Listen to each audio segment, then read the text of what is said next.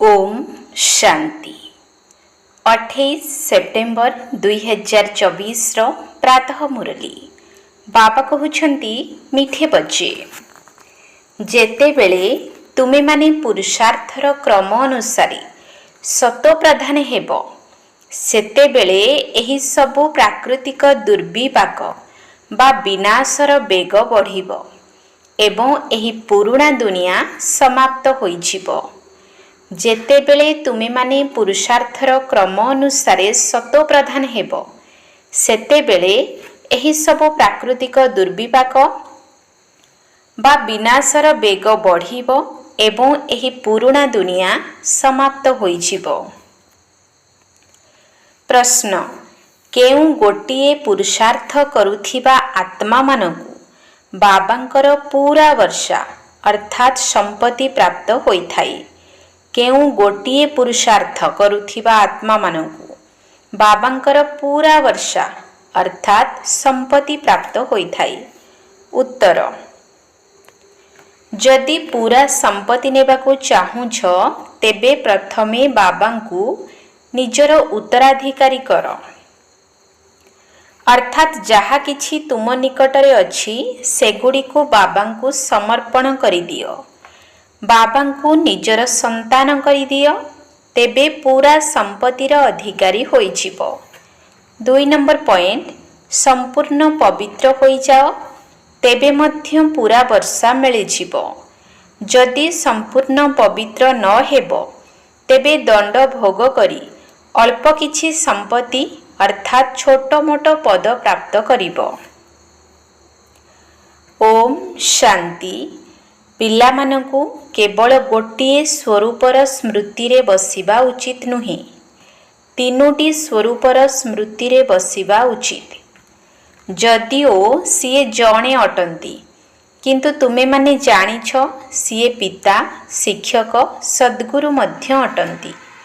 आम समस्तंकु घर को नहीं जिबा पाई आसिछंती। एही नुआ कथा केवल तुमे माने ही बुझुछ। पिला माने जानिछंती जेउ माने भक्ति सिखाउछंती शास्त्र सुनाउछंती सेमाने समस्ते मनुष्य किंतु एहांकु तो मनुष्य कुहा जीव नाही। सीए तो निराकार निराकार आत्मा मानको बसी पाठ पढ़ाउछंती। आत्मा शरीर द्वारा शुणी थाए एही ज्ञान बुद्धि रे रहिबा दरकार। एबे तुमे माने बेहद बाबांकर स्मृति रे बसिछ। बेहद बाबा कहउछंती आत्मिक पिला माने मोते स्मरण करिले तुमर पाप कटि जीव। एठारे शास्त्र आदिर कौनसी कथा नाही। तुमे माने जानिछ बाबा आमको राजयोग सिखाउछंती कारण सीए सर्वोच्च शिक्षक अटंती तेणु पद मध्य उच्चरु उच्च प्राप्त कराउछंती। जेतेबेले तुमे माने पुरुषार्थर क्रमानुसारे सतो प्रधान होइजिब सेतेबेले लढ़ई लागिब। प्राकृतिक विपर्यय मध्य हेबो तेणु जोग मध्य निश्चित करिबाकु हेबो। तुम मानक बुद्धि रे समस्त ज्ञान रहिबा दरकार। नुआ दुनिया स्थापना पाई केवल थरे मात्र पुरुषोत्तम संगम जुगरे बाबा आसी बुझाउछंती। छोट पिला माने मध्य बाबा को मने पकाउछंती।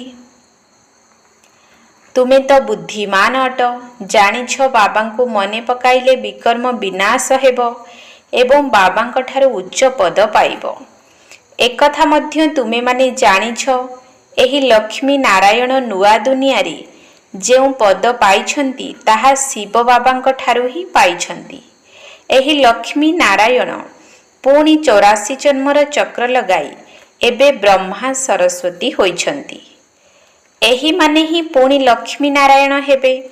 वर्तमान एमाने पुरुषार्थ करुछंती। सृष्टिर आदि मध्य अंतर ज्ञान तुम पाखरे अछि। एबे तुमे माने अंधश्रद्धार सहित देवता मानक पाखरे मुंड नुआइब नाही। देवता मानक आगरे मनुष्य माने जाई निजको पतित बोली सिद्ध करुछंती। कहउछंती आपण सर्वगुण संपन्न अटंती। आमे पापी विकारी अटु आम पाखरे कौनसी गुण नाही। ତୁମେମାନେ ଯାହାଙ୍କର ଦିନେ ମହିମା ଗାଉଥିଲ, ଏବେ ତୁମେ ସ୍ୱୟଂ ସେହିପରି ହେଉଛ। କହୁଛନ୍ତି, ବାବା, ଏହି ଶାସ୍ତ୍ର ଆଦି କେବେଠାରୁ ପଢ଼ିବା ଆରମ୍ଭ ହୋଇଛି? ବାବା କହୁଛନ୍ତି, ଯେବେଠାରୁ ରାବଣ ରାଜ୍ୟ ଆରମ୍ଭ ହୋଇଛି। ଏସବୁ ହେଲା ଭକ୍ତିର ସାମଗ୍ରୀ। ତୁମେ ଯେତେବେଳେ ଏଠାରେ ବସୁଛ, ସେତେବେଳେ ବୁଦ୍ଧିରେ ସମସ୍ତ ଜ୍ଞାନ ଧାରଣ ହେବା ଦରକାର। ଏହି ସଂସ୍କାର ଆତ୍ମା ହିଁ ନେଇକରି ଯାଉଛି। ଭକ୍ତିର ସଂସ୍କାର ତ ଯିବ ନାହିଁ। ଭକ୍ତିର ସଂସ୍କାର ଥିବା ଆତ୍ମାମାନେ ପୁରୁଣା ଦୁନିଆର ମନୁଷ୍ୟମାନଙ୍କ ପାଖରେ ହିଁ ଜନ୍ମ ନେବେ। ଏ କଥା ମଧ୍ୟ ନିର୍ଦ୍ଧାର୍ଯ୍ୟ ଅଟେ। ତୁମମାନଙ୍କ ବୁଦ୍ଧିରେ ଏହି ଜ୍ଞାନର ସ୍ୱଦର୍ଶନ ଚକ୍ର ଘୂରିବା ଉଚିତ। ତା ସହିତ ବାବାଙ୍କୁ ମଧ୍ୟ ସ୍ମରଣ କରିବା ଉଚିତ। ବାବା ଆମର ପିତା ବି ଅଟନ୍ତି। ବାବାଙ୍କୁ ମନେ ପକାଇଲେ ବିକର୍ମ ବିନାଶ ହେବ। ବାବା ଆମର ଶିକ୍ଷକ ମଧ୍ୟ ଅଟନ୍ତି। ତେଣୁ ପାଠପଢ଼ା ମଧ୍ୟ ବୁଦ୍ଧିରେ ଆସିଯିବ ଏବଂ ସୃଷ୍ଟିଚକ୍ରର ଜ୍ଞାନ ତ ତୁମ ବୁଦ୍ଧିରେ ଅଛି, ଯାହାଦ୍ୱାରା ତୁମେ ଚକ୍ରବର୍ତ୍ତୀ ରାଜା ହେବ। ଓମ୍ ଶାନ୍ତି। ଭକ୍ତି ଏବଂ ଜ୍ଞାନ। ବାବାଙ୍କୁ ଜ୍ଞାନର ସାଗର କୁହାଯାଉଛି। ତାଙ୍କୁ ଭକ୍ତି ବିଷୟରେ ମଧ୍ୟ ସବୁ ଜଣାଅଛି। ଭକ୍ତି କେବେଠାରୁ ଆରମ୍ଭ ହେଲା, କେବେ ଶେଷ ହେବ, ମନୁଷ୍ୟମାନେ ଏକଥା ଜାଣିନାହାନ୍ତି। ବାବା ହିଁ ଆସି ବୁଝାଉଛନ୍ତି। ସତ୍ୟ ଯୁଗରେ ତୁମେ ଦେବୀ ଦେବତାମାନେ ବିଶ୍ୱର ମାଲିକ ଥିଲ। ସେଠାରେ ଭକ୍ତିର ନାମ ରହିବ ନାହିଁ। ସେଠାରେ ଗୋଟିଏ ହେଲେ ମଧ୍ୟ ମନ୍ଦିର ନଥିଲା। ଦେବୀ ଦେବତାମାନେ ସ୍ୱୟଂ ଚୈତନ୍ୟରେ ଥିଲେ। ଯେବେ ଦୁନିଆ ଅଧା ପୁରୁଣା ହୋଇଯାଏ ବା 2500 ବର୍ଷ ପୁରା ହୋଇଥାଏ, ଅର୍ଥାତ୍ ତ୍ରେତା ଏବଂ ଦ୍ୱାପରର ସଙ୍ଗମ ହୋଇଥାଏ, ତେବେ ଯାଇ ରାବଣ ଆସିଥାଏ। ତେଣୁ ସଙ୍ଗମ ତ ନିଶ୍ଚିତ ରହିବା ଦରକାର ନା। ତ୍ରେତା ଏବଂ ଦ୍ୱାପରର ସଙ୍ଗମ ଯୁଗରେ ରାବଣ ଆସିଥାଏ, ଯେବେକି ଦେବୀ ଦେବତାମାନେ ବାମ ମାର୍ଗରେ ଯାଆନ୍ତି। ଏକଥା ତୁମମାନଙ୍କ ବ୍ୟତୀତ ଆଉ କେହି ଜାଣିନାହାନ୍ତି। ବାବା ମଧ୍ୟ କଳିଯୁଗର ଅନ୍ତ ଏବଂ ସତ୍ୟଯୁଗ ଆଦିର ସଙ୍ଗମରେ ଆସୁଛନ୍ତି ଏବଂ ରାବଣ ତ୍ରେତା ଏବଂ ଦ୍ୱାପରର ସଙ୍ଗମରେ ଆସୁଛି। କିନ୍ତୁ ସେହି ସଙ୍ଗମକୁ କଲ୍ୟାଣକାରୀ କୁହାଯିବ ନାହିଁ, ତାକୁ ଅକଲ୍ୟାଣକାରୀ ହିଁ କହିବା। ବାବାଙ୍କର ନାମ ହିଁ କଲ୍ୟାଣକାରୀ ଅଟେ। ଦ୍ୱାପରରୁ ଅକଲ୍ୟାଣକାରୀ ଯୁଗ ଆରମ୍ଭ ହେଉଛି। ବାବା ତ ଚୈତନ୍ୟ ବୀଜ ରୂପ ଅଟନ୍ତି। ତାଙ୍କ ପାଖରେ ସମସ୍ତ କଳ୍ପବୃକ୍ଷର ଜ୍ଞାନ ରହିଛି। ବୃକ୍ଷର ବୀଜ ଯଦି ଚୈତନ୍ୟ ହୋଇଥାନ୍ତା, ତେବେ ବୁଝାଇଥାନ୍ତା, ମୋ ଠାରୁ ଏହି ବୃକ୍ଷ ଏହିପରି ବାହାରୁଛି, କିନ୍ତୁ ସିଏ ଜଡ଼ ହୋଇଥିବା କାରଣରୁ କହିପାରୁନାହିଁ। ଆମେ ଜାଣୁଛୁ ଯେ ବୀଜ ପକାଇବା ଦ୍ୱାରା ପ୍ରଥମେ ଛୋଟ ବୃକ୍ଷ ହୋଇଥାଏ, ପୁଣି ବଡ଼ ହୋଇ ଫଳ ଦେବା ଆରମ୍ଭ କରିଥାଏ। କିନ୍ତୁ ଚୈତନ୍ୟ ହିଁ ସବୁ କିଛି କହିପାରିବ। ଦୁନିଆରେ ତ ଆଜିକାଲି ମନୁଷ୍ୟ କ'ଣ କ'ଣ ସବୁ କରୁଛନ୍ତି, କେତେ ପ୍ରକାରର ଆବିଷ୍କାର କରୁଛନ୍ତି, ଚନ୍ଦ୍ରକୁ ଯିବାକୁ ଚେଷ୍ଟା କରୁଛନ୍ତି। ଏହିସବୁ କଥା ବର୍ତ୍ତମାନ ତୁମେମାନେ ଶୁଣୁଛ। ଚନ୍ଦ୍ରମା ଆଡ଼କୁ କେତେ ଲକ୍ଷ ଲକ୍ଷ ମାଇଲ୍ସ ଉଚ୍ଚକୁ ଚାଲି ଯାଉଛନ୍ତି। ଯାଞ୍ଚ କରୁଛନ୍ତି ଯେ ଚନ୍ଦ୍ରମାରେ କ'ଣ ସବୁ ଅଛି। ସମୁଦ୍ରରେ ମଧ୍ୟ କେତେ ଗଭୀରକୁ ଯାଉଛନ୍ତି, ଯାଞ୍ଚ କରୁଛନ୍ତି, କିନ୍ତୁ ଏହାର ଅନ୍ତ ପାଇପାରି ନାହାନ୍ତି। କେବଳ ପାଣି ହିଁ ପାଣି ରହିଛି। ଉଡ଼ାଜାହାଜରେ ଉପରକୁ ଯାଉଛନ୍ତି। ସେମାନେ ଏତେ ପେଟ୍ରୋଲ ପକାଉଛନ୍ତି ଯେପରି ଫେରି ଆସିପାରିବେ, କାହିଁକି ନା ସାଗର ଏବଂ ଆକାଶ ବେହଦ ଅଟେ ନା। ଯେପରି ଇଏ ବେହଦ ଜ୍ଞାନର ସାଗର ଅଟନ୍ତି, ସେହିପରି ତାହା ପାଣିର ବେହଦର ସାଗର ଅଟେ। ଆକାଶ ତତ୍ତ୍ୱ ଏବଂ ଧରିତ୍ରୀ ମଧ୍ୟ ବେହଦ ଅଟେ। ଏହିପରି ଚାଲୁଥିବ, ସରିବ ନାହିଁ। ସାଗର ତଳେ ପୁଣି ଧରିତ୍ରୀ ରହିଛି। ପାହାଡ଼ କାହା ଉପରେ ଛିଡ଼ା ହୋଇଛି? ଧରିତ୍ରୀ ଉପରେ। ପୁଣି ଧରିତ୍ରୀକୁ ଖୋଳିଲେ ପାହାଡ଼ ବାହାରୁଛି, ତଳୁ ପୁଣି ପାଣି ମଧ୍ୟ ବାହାରୁଛି। ସାଗର ମଧ୍ୟ ଧରିତ୍ରୀ ଉପରେ ଅଛି। ଏହାର କେହି ଅନ୍ତ ପାଇପାରିବେ ନାହିଁ ଯେ କେଉଁ ପର୍ଯ୍ୟନ୍ତ ପାଣି ଏବଂ ଧରିତ୍ରୀ ରହିଛି। ପରମପିତା ପରମାତ୍ମା, ଯିଏକି ବେହଦର ପିତା ଅଟନ୍ତି, ତାଙ୍କ ପାଇଁ ଅନ୍ତହୀନ କହିପାରିବା ନାହିଁ। ଯଦିଓ ମନୁଷ୍ୟ କହୁଛନ୍ତି ଈଶ୍ୱର ଅନ୍ତହୀନ, ମାୟା ମଧ୍ୟ ଅନ୍ତହୀନ ଅଟେ, କିନ୍ତୁ ତୁମେ ଜାଣିଛ ଈଶ୍ୱର ତ ଅନ୍ତହୀନ ହୋଇପାରିବେ ନାହିଁ। ବାକି ଆକାଶ ଅନ୍ତହୀନ ଅଟେ। ଏହା ପାଞ୍ଚ ତତ୍ତ୍ୱ ଅଟେ। ଆକାଶ, ବାୟୁ ଏହି ପାଞ୍ଚଟି ତତ୍ତ୍ୱ ତମ ପ୍ରଧାନ ହୋଇଯାଉଛନ୍ତି। ଆତ୍ମା ମଧ୍ୟ ତମ ପ୍ରଧାନ ହେଉଛି। ପୁଣି ବାବା ଆସି ସତ ପ୍ରଧାନ କରୁଛନ୍ତି। କେତେ ଛୋଟ ଆତ୍ମା 84 ଜନ୍ମ ଭୋଗ କରୁଛି। ଏହି ଚକ୍ର ଘୂରି ଚାଲିଛି। ଏହା ଅନାଦି ନାଟକ, ଯାହାର କୌଣସି ଅନ୍ତ ନାହିଁ। ଏହା ପରମ୍ପରାରୁ ଚାଲି ଆସୁଛି। ଯଦି କହିବା ଏହା କେବେଠାରୁ ଆରମ୍ଭ ହୋଇଛି, ତେବେ ଏହା ଶେଷ ହେବା ଉଚିତ। ବାକି ଏକଥା ବୁଝାଇବାକୁ ହେବ, କେବେଠାରୁ ନୂଆ ଦୁନିଆ ଆରମ୍ଭ ହେଉଛି, ପୁଣି କେବେ ପୁରୁଣା ହେଉଛି। ଏହା 5000 ବର୍ଷର ଚକ୍ର, ଯାହାକି ଘୂରି ଚାଲିଛି। ଏବେ ତୁମେମାନେ ସବୁ କିଛି ଜାଣୁଛ। ବାକି ସେମାନେ ତ କାହାଣୀ କହିଦେଉଛନ୍ତି। ଶାସ୍ତ୍ରରେ ଲେଖାଯାଇଛି ସତ୍ୟଯୁଗର ଆୟୁଷ ଏତେ ଲକ୍ଷ ବର୍ଷ ଅଟେ। ତେବେ ମନୁଷ୍ୟମାନେ ଶୁଣି ଶୁଣି ଏହାକୁ ହିଁ ସତ୍ୟ ବୋଲି ଭାବୁଛନ୍ତି। ଏକଥା ଜାଣିନାହାନ୍ତି ଯେ ଭଗବାନ କେବେ ଆସି ନିଜର ପରିଚୟ ଦେବେ। ନ ଜାଣିବା କାରଣରୁ କହିଦେଉଛନ୍ତି କଳିଯୁଗର ଆୟୁଷ ଆହୁରି 40,000 ବର୍ଷ ପଡ଼ିଛି। ଯେ ପର୍ଯ୍ୟନ୍ତ ତୁମେମାନେ ନ ବୁଝାଇଛ, ସେମାନେ ବୁଝିପାରିବେ ନାହିଁ। ଏବେ ତୁମେମାନେ ବୁଝାଇବା ପାଇଁ ନିମିତ୍ତ ହୋଇଛ ଯେ କଳ୍ପ 5000 ବର୍ଷର ଅଟେ, ନା କି ଲକ୍ଷ ଲକ୍ଷ ବର୍ଷର। ଭକ୍ତି ମାର୍ଗର କେତେ ସାମଗ୍ରୀ ରହିଛି। ମନୁଷ୍ୟମାନଙ୍କ ପାଖରେ ପଇସା ଥିଲେ ଖର୍ଚ୍ଚ ମଧ୍ୟ କରିଥାନ୍ତି। ବାବା କହୁଛନ୍ତି ମୁଁ ତୁମମାନଙ୍କୁ କେତେ ପଇସା ଦେଇ ଯାଉଛି। ବେହଦ୍ର ବାବା ନିଶ୍ଚିତ ଭାବରେ ବେହଦ୍ର ବର୍ଷା ଦେବେ ନା, ଯାହାଦ୍ୱାରା ସୁଖ ମିଳିବା ସହିତ ଆୟୁଷ ମଧ୍ୟ ବଡ଼ ହୋଇଥାଏ। ବାବା ପିଲାମାନଙ୍କୁ କହୁଛନ୍ତି ମୋର ସ୍ନେହୀ ସନ୍ତାନମାନେ ଆୟୁଷ୍ମାନ ଭବ। ସେଠାରେ ତୁମର ଆୟୁଷ 150 ବର୍ଷ ହେବ। କେବେ ହେଲେ କାଳ ଖାଇପାରିବ ନାହିଁ। ବାବା ବର ଦେଇ ତୁମକୁ ଆୟୁଷ୍ମାନ କରୁଛନ୍ତି। ତୁମେମାନେ ଅମର ହେବ। ସେଠାରେ କେବେ ଅକାଳ ମୃତ୍ୟୁ ହେବ ନାହିଁ। ସେଠାରେ ତୁମେମାନେ ବହୁତ ଖୁସିରେ ରହିବ। ସେଥିପାଇଁ ତାକୁ ସୁଖଧାମ ବୋଲି କୁହାଯାଉଛି। ଆୟୁଷ ବଡ଼ ହୋଇଥାଏ, ଧନ ଏବଂ ସୁଖ ମଧ୍ୟ ବହୁତ ମିଳିଥାଏ। ତୁମେମାନେ କାଙ୍ଗାଳରୁ ମୁକୁଟଧାରୀ ହୋଇଯାଉଛ। ତୁମମାନଙ୍କ ବୁଦ୍ଧିରେ ଅଛି ବାବା ଆସୁଛନ୍ତି ଦେବୀ ଦେବତା ଧର୍ମର ସ୍ଥାପନା କରିବା ପାଇଁ। ସେହି ବୃକ୍ଷ ତ ନିଶ୍ଚିତ ଭାବରେ ଛୋଟ ହେବ। ସେଠାରେ ଗୋଟିଏ ଧର୍ମ, ଗୋଟିଏ ରାଜ୍ୟ, ଗୋଟିଏ ଭାଷା ହେବ। ତାକୁ ହିଁ ବିଶ୍ୱରେ ଶାନ୍ତି ବୋଲି କୁହାଯାଉଛି। ସାରା ବିଶ୍ୱରେ ଆମେ ସମସ୍ତେ ପାଠଧାରୀ ଅଟୁ। ଏକଥା ଦୁନିଆ ଜାଣିନାହିଁ। ଯଦି ଜାଣିଛ ତେବେ କୁହ କେବେଠାରୁ ଆମେ ଅଭିନୟ କରି ଆସୁଛୁ। ଏବେ ତୁମମାନଙ୍କୁ ବାବା ବୁଝାଉଛନ୍ତି। ଗୀତରେ ମଧ୍ୟ ଅଛି ନା, ବାବାଙ୍କ ଠାରୁ ଯାହା ମିଳୁଛି ତାହା ଆଉ କାହାଠାରୁ ମିଳୁନାହିଁ।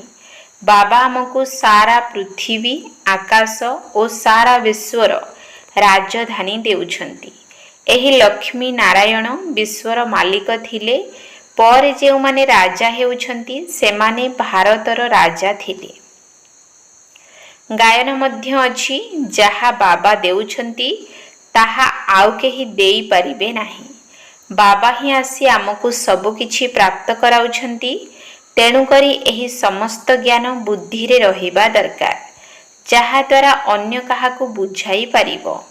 ତୁମକୁ ଏହି ଜ୍ଞାନକୁ ଗଭୀର ଭାବେ ବୁଝିବାକୁ ହେବ। ତେବେ କେଉଁମାନେ ବୁଝାଇ ପାରିବେ? ଯେଉଁମାନେ ବନ୍ଧନ ମୁକ୍ତ ହୋଇଥିବେ। ବାବାଙ୍କ ପାଖକୁ କେହି ଆସିଲେ ବାବା ପଚାରନ୍ତି ତୁମର କେତୋଟି ସନ୍ତାନ? ତେବେ କୁହନ୍ତି ମୋର 5ଟି ସନ୍ତାନ ଏବଂ ଷଷ୍ଠ ସନ୍ତାନ ଶିବ ବାବା ଅଟନ୍ତି। ନିଶ୍ଚିତ ଭାବରେ ଇଏ ସବୁଠାରୁ ବଡ଼ ସନ୍ତାନ ଅଟନ୍ତି ନା। ଯଦି ଶିବ ବାବାଙ୍କର ହୋଇଗଲ, ତେବେ ଶିବ ବାବା ନିଜର ସନ୍ତାନ କରି ବିଶ୍ୱର ମାଲିକ କରିଦେବେ। ପିଲାମାନେ ହିଁ ଉତ୍ତରାଧିକାରୀ ହୋଇଥାନ୍ତି ନା। ଏହି ଲକ୍ଷ୍ମୀ ନାରାୟଣ ଶିବ ବାବାଙ୍କର ସମ୍ପୂର୍ଣ୍ଣ ଉତ୍ତରାଧିକାରୀ ଅଟନ୍ତି। ପୂର୍ବ ଜନ୍ମରେ ଏମାନେ ଶିବ ବାବାଙ୍କୁ ସବୁ କିଛି ଦେଇଥିଲେ। ତେଣୁ ସମ୍ପତ୍ତି ନିଶ୍ଚିତ ଭାବରେ ସେହି ପିଲାମାନଙ୍କୁ ମିଳିବା ଦରକାର। बाबा कहउछंती मते ही उत्तराधिकारी कर आउ काहाकु नुहे। कहउछंती बाबा ए सब किछि आपणकर सब किछि पुणी आमर हेबो। आपण आमको सारा विश्वर राजत्वर संपत्ति देउछंती काहेकि ना आम पाखरे जहा किछि थिला आमे बाबांकु देई देइछु। ए सब ड्रामा रे निर्धार्य अछि ना। बाबा अर्जुन को विनाश सहित चतुर्भुज मध्य देखाइथिले। अर्जुन आउ केही नुहंती, एही ब्रह्मा को ही साक्षात्कार होइथिला।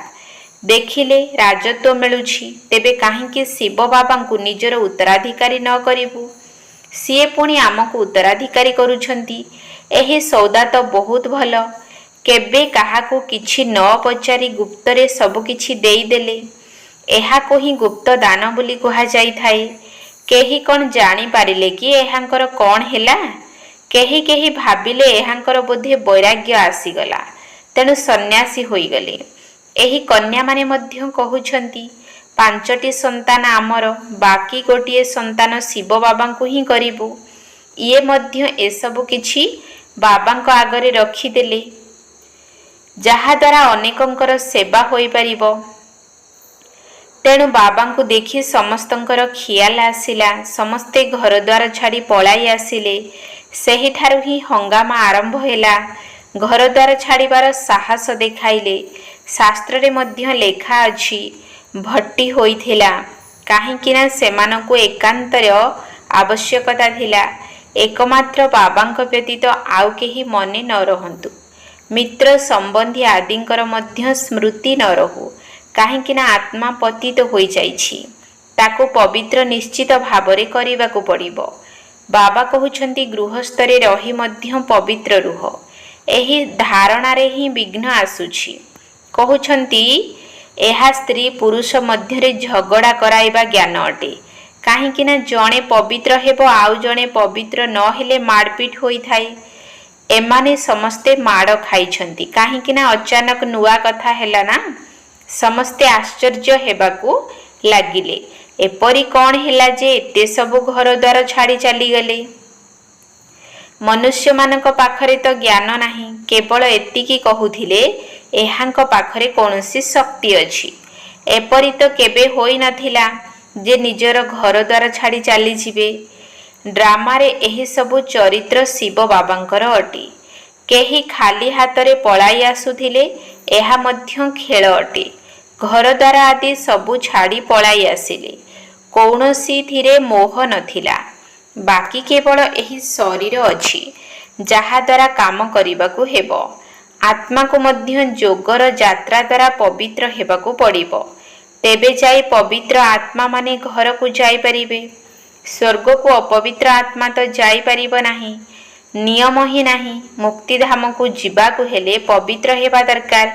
किंतु पवित्र हेबा पाई केते विघ्न पड़ुछि। आगर कौनसी सत्संग आदि को जीवा पाई कौन विघ्न पड़ुथिला कि जुआड़े इच्छा जाउथिले। एठारे पवित्रता पाई ही विघ्न पड़ुछि। एकथा तो जानिछंती, पवित्र हेबा बिना घर को जाई परिबे नाही। धर्मराजंक द्वारा दंड भोग करिबाकू पड़िबो, पुणी कम पद मिलिबो। दंड न पाइले पद मध्य भल मिलिबो। ए सबु बुद्धिर कथा अटे। बाबा कहउछंती मिठे बच्चे, तुमको मो पाखकू आसीबाकू हेबो। एही पुरुणा शरीर छाड़ी पवित्र आत्मा होई घर को जीवाकू पड़िबो। पुणी जेतेबेले पांच तत्व सतो प्रधान नुआ होई जिवो, सेतेबेले तुमको नुआ सतो प्रधान शरीर मिलिबो। सब किछि ओलट पालट होई नुआ होई जिवो। जेपरि बाबा एहांक शरीर रे आसी प्रवेश करुछंती, सेहीपरि आत्मा बिना कष्टरे गर्भमहल रे जाई प्रवेश करिबो। पुणी जेतेबेले समय हेबो, सेतेबेले बाहर को आसीबो। तेबे सेही समय रे जेपरि बिजुली चमकी जिवो, काहेकिना पवित्र आत्मा अटे ना। ए सबु किछि ड्रामा रे निर्धारित रहिछि। अच्छा, मीठा मीठा सिकिलधे संतान मानक प्रति माता पिता बाप दादांकर मधुर स्नेह संपन्न शुभेच्छा एवं सुप्रभात। आत्मिक पितांकर आत्मिक संतान मानकु नमस्ते। आत्मिक संतान मानकर आत्मिक बाप दादांकु नमस्ते नमस्ते नमस्ते। सुप्रभात। धारणा पाई मुख्य सार 1 नंबर पॉइंट। आत्मा को पवित्र करिबा पाई एकांत रूपी भट्टी अर्थात साधना रे रहिबाकु हेबो। एकमात्र बाबांक व्यतीत अन्य केही भी मित्र संबंधी मने पड़ू नथिबे। आत्मा को पवित्र करिबा पाई एकांत रूपी भट्टी अर्थात साधना रे रहिबाकु हेबो। एकमात्र बाबांक व्यतीत अन्य केही भी मित्र संबंधी मने पड़ू नथिबे। 2 नंबर पॉइंट। सारा ज्ञान को बुद्धि रे रखी बंधन मुक्त होई अन्य मानकर सेवा करिबाकु हेबो। बाबांक सहित सच्चा सौदा करिबाकु हेबो। जेपरि ब्रह्मा बाबा सब किछि गुप्त रूप रे करिथिले सेही भली गुप्त दान करिबाकु हेबो। सारा ज्ञान को बुद्धि रे रखी बंधन मुक्त होई अन्य मानकर सेवा करिबाकु हेबो। बाबांक सहित सच्चा सौदा करिबाकु हेबो। जेपरि ब्रह्मा बाबा सब किछि गुप्त रूप रे करिथिले सेही भली गुप्त दान करिबाकु हेबो। वरदान। मायार विकराल रूपर खेल को साक्षी होई देखुथिबा मायाजीत भव। मायार विकराल रूपर खेल को साक्षी होई देखुथिबा मायाजीत भव। जेउ माने माया को सर्वदा स्वागत करुथांती सेमाने तार विकराल रूप को देखि विचलित हुअन्ति नाही। कारण साक्षी होई खेल देखिबारे बहुत मजा आसी थाए। काहींकिना मायार बाहरर रूप जदिओ बाघ भली अटे किंतु ता भितरे बिलेई भली मध्य शक्ति नाही। केवल तुमे माने विचलित होई जाउछ एवं तार शक्ति को बढ़ाई देउछ। कौन करिबी किपरि हेबो किंतु एहा सर्वदा मने रख जे जहा सबु घटी जाउछि ताहा भल ही हेउछि एवं जहा हेबाकु जाउछि ताहा आहुरी भल हेबो। तेणु साक्षी स्थिति रे रही जदि खेल को देखिबो तेबे मायाजीत होई जिवो। स्लोगान। जेउ माने सहनशील अटंती सेमाने काहार स्वभाव संस्कार रे क्रोधित हुअन्ति नाही। व्यर्थ कथा को गोटिए कानरे सुनी आरपटे बाहर करि दियंती। जेउ माने सहनशील अटंती सेमाने काहार स्वभाव संस्कार रे क्रोधित हुअन्ति नाही। व्यर्थ कथा को गोटिए कानरे सुनी आरपटे बाहर करि दियंती। ओम शांति।